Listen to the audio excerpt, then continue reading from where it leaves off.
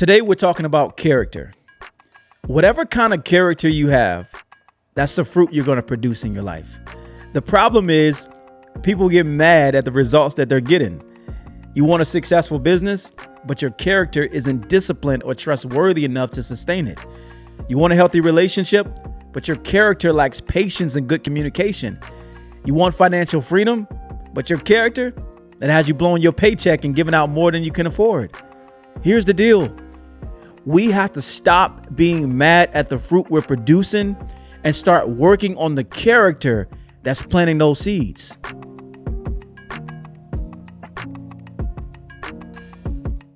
I mean, think about it. An avocado seed can only grow avocados. An apple seed can only grow apples. And your character, that's the seed that's shaping your lifestyle. If you want better fruit, you got to plant better seeds. The Bible says in Luke 6:43 through 45, no good tree bears bad fruit, nor does a bad tree bear good fruit. Each tree is recognized by its own fruit. People don't pick figs from thorn bushes or grapes from briars. A good man brings good things out of the good stored up in his heart, and an evil man brings evil things out of the evil stored up in his heart. For the mouth speaks what the heart is full of. And oftentimes, people don't even have to hear you speak in order for them to see the evidence of the fruit you're producing in your life. What you do daily creates your outcome. And the results that you get in public are from the efforts that you practice in private. See, even though no one is watching, your actions, they will be accounted for. In order for a new thing to start this year, in order for a new thing to happen into your life, you need a solid foundation. Steve Harvey, he started his career living in his car for 3 years, performing stand-up comedy in small clubs. And I'm sure he had a moment where he said to himself, this is not the dream that I had. This is not the life that I dreamed of. I'm supposed to be on a big stage. Yet he worked on his craft, using every opportunity to perform and improve. And that led through his breakthrough in comedy, television, and film. Now, how can something like this happen? Well, good character will build you up in every season. With good character, adversity shapes your endurance. With good character, success gives you honor and respect. See, when you have good character, you produce good fruit no matter the season. The lack of motivation won't stop good character. The fear of success won't stop good character. The lack of resources won't stop good character. Negative opinions or thoughts that won't stop good character. Setbacks won't stop good character. Winning won't stop good character. The lack of support won't stop good character. Limited time won't stop good character. Today is a short series on the 3 traits that produce good character to get the outcome that you desire. Because when you have a solid character, you naturally drive positive results.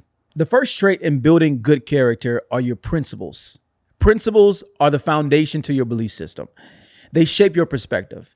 They're the strategies towards achieving goals. Essentially, they act as the rules and the laws that teach you how to behave. Principles are not just something you believe, but it's what you live out. And the question I want to ask you today is, what principles are you standing on? You know, for me, the principles that I stand on is rooted in Christ Jesus. The God I serve is the God of promises. If he said it, it's going to come to pass. He's the Alpha and Omega, the beginning and the end. He knows me by name. He understands the detail of my purpose, and he gives me a guide, the Bible, where his principles are clearly laid out. Biblical principles about investing, business, relationships, and mindset.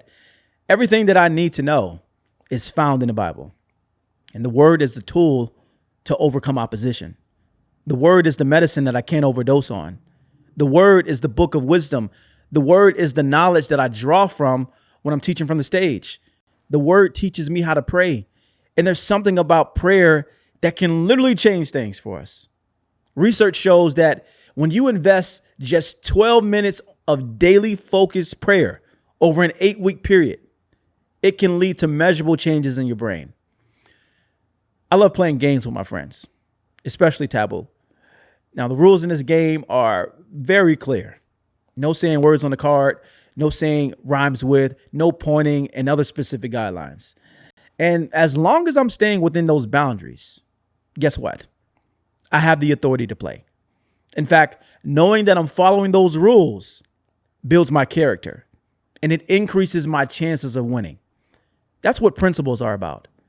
Knowing that I'm operating within his plans and his purpose for me and his promises for me, my life gets access.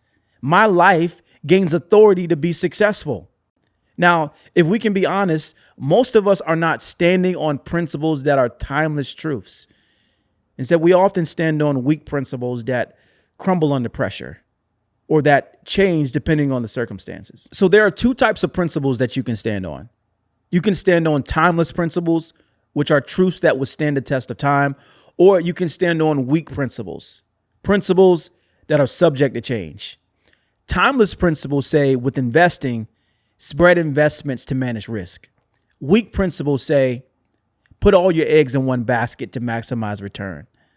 Timeless principles say with your business, conduct business with fairness and honesty. Weak principles say do whatever it takes to win. Timeless principles say with your health, prioritize rest for physical and mental renewal. Weak principles say sleep is for the weak, grind 24/7. Timeless principles say with your relationships, build relationships on unconditional love and grace. Weak principles say only invest into people who can do something for you.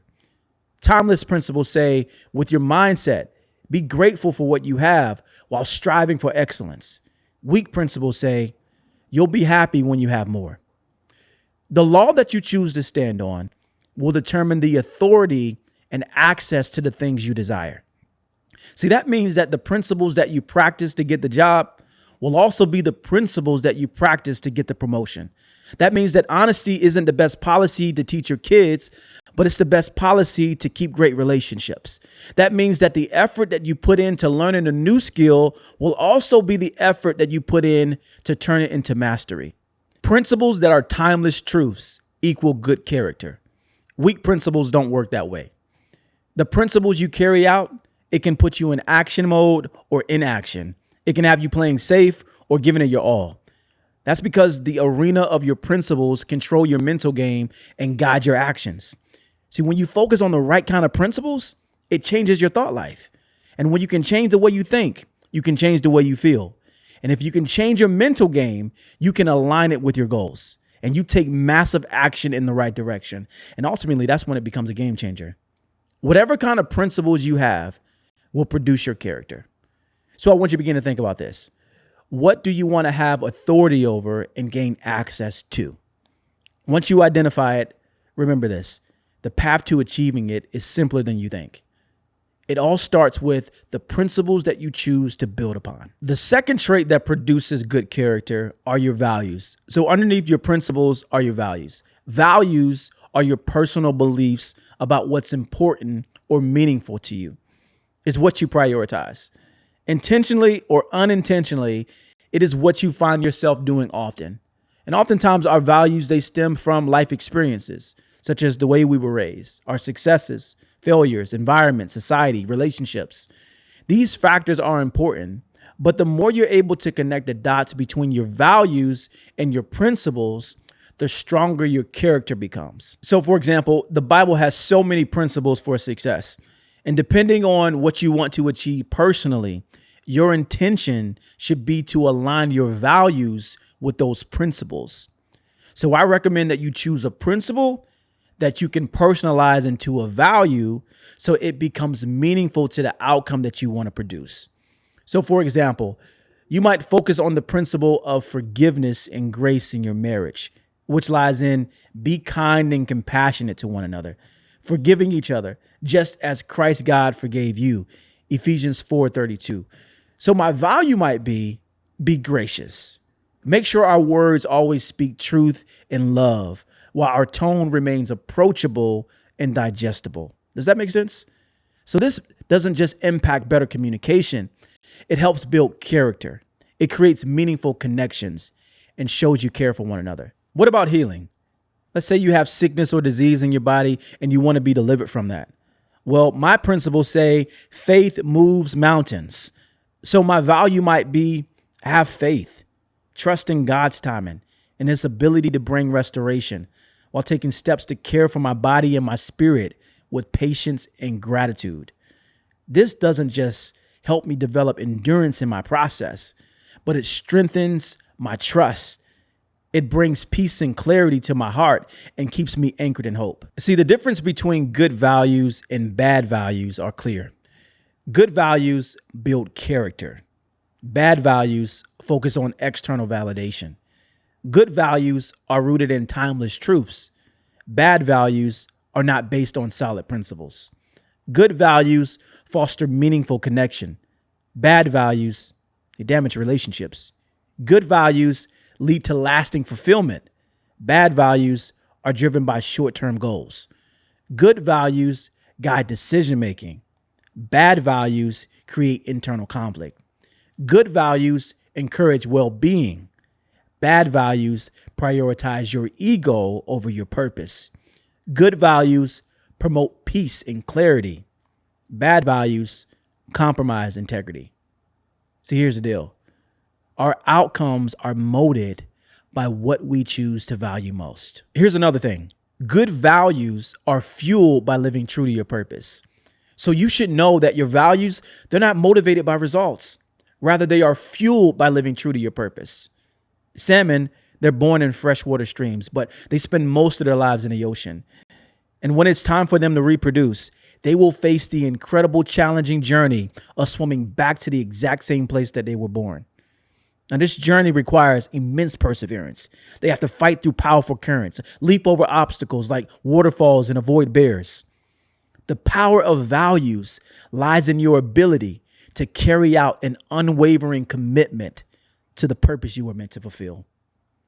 But most people, they don't stay true to that instinct. And maybe it's because you had a child unexpectedly and your priorities shifted. You experienced a heartbreak from a relationship that left your confidence bankrupt. You missed opportunities from your youth and you can't seem to let that regret go. You carry the guilt of poor decisions from your past, or the mounting stress to perform has drained your spirit. When these things happen, it is so easy for us to feel diminished, to think that you lost your way. But instead of becoming less, this is your call to embrace more. More courage, more resilience, more firmness in your values to achieve what is expected of your purpose. No matter how treacherous your journey becomes, you got to remember you got a purpose. And the quickest way to kill disappointment is to fight your way upstream. And this might feel uncomfortable at first, but eventually you'll realize I'm made for this pain because I found my purpose in it. Eventually you'll realize that my proudest moments didn't come from the easy path, but from standing firm in what was right. Eventually you'll see that that pain that you endured was refining you for something greater. And when you look back, you'll realize that was the moment that I rose. That was the moment that I thrived. That was the moment that I stepped fully in the life I was meant to live. And finally, in good character, your identity holds greater significance than anything you will ever achieve. I remember when I made the USA track and field team and I became the 6th fastest man in the world at IAAF World Championships in Berlin. I was amongst the top 1% of athletes in the world. Track was all I knew, and winning was what I lived for. One season stood in the way between me and a multi-million-dollar deal. But my senior year in college, it took an unexpected turn for the worse. I suffered a devastating injury in my career. I tore my rectus femoris, my quad muscle. In my final season, I didn't make it to nationals for the first time in my career. And I wasn't just an injured athlete. I was a captain on the team. And I still had a mission to fulfill in my role as a captain, as a leader. My personal goals were gone, but I still had work to do. And the truth is, when I lost my ability to run, I no longer knew who I was. I had placed my entire identity in one area of my life. And when I no longer could do it, I hit rock bottom. I'll never forget my coach and my teammates. They invited me to go to nationals to support them. And I found myself being stuck in a battle of pride. I wrestled with disappointment and shame and this sense of unworthiness. And I waited until the very last day to tell them I wasn't coming. In fact, they had to call me and ask me, was I going to arrive? See, my actions expose the cracks in the foundation of my character. My character showed me what I cared most about. I put success over integrity.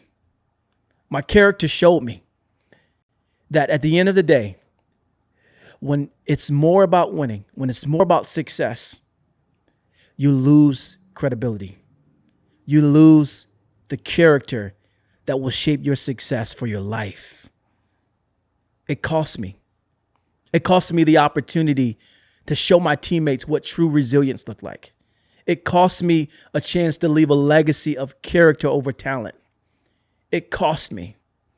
See, when we care more about our goals than our values, it costs us more than we will ever think or imagine. It costs you operating in integrity. It costs you bending your principles for a quick win. It costs you a momentary high for lasting fulfillment. It costs you relationships and bonds that matter. It costs you idolizing rewards over dignity and respect.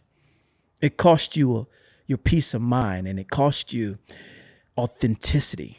When the spirit of pride takes over, it's hard to maintain good character.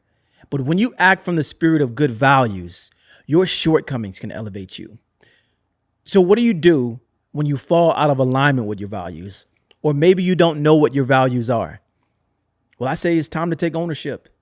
Not just for your mistake, but make amends to make things right. Commit to rebuilding your character and demonstrating growth, because the world needs more courageous people who will rise and thrive in their shortcomings.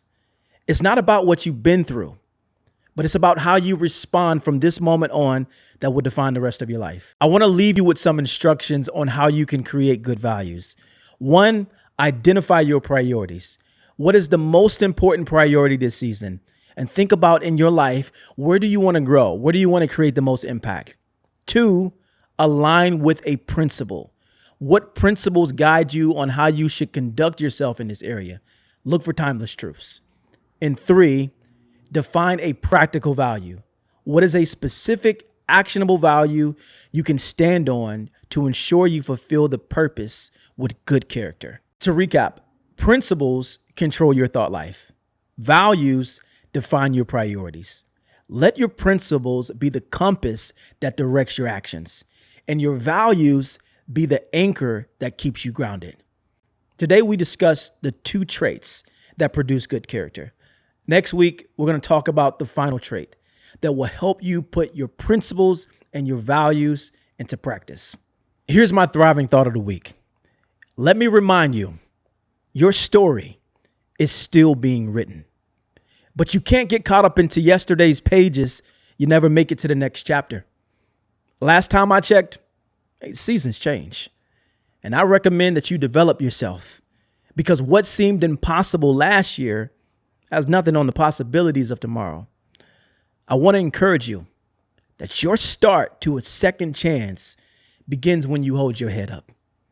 And I want to give you this pen because I imagine if you could be anything, you would write your wildest dreams on the page. Your story is still being written, and the best chapters are the ones you have yet to write. The affirmation I want to leave you with today is this: my character is a reflection of my values and beliefs I live out daily. I'm Charles Clark, and make your day as great as you want it to be, but make sure you consider just how precious your life is. You don't have tomorrow. All you got is right now. So don't let the door hit you on the way out. Get up, get moving, get happy. Rise and thrive. Peace out.